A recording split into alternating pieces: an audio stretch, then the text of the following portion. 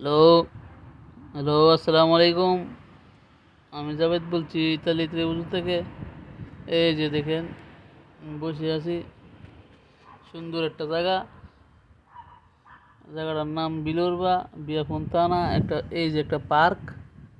এই যে দেখেন সুন্দর একটা ঘরটার ভিতরে আমি মাঝে মাঝে এসে বসি। জায়গাটা খুব সুন্দর, দেখতে ভালোই লাগে।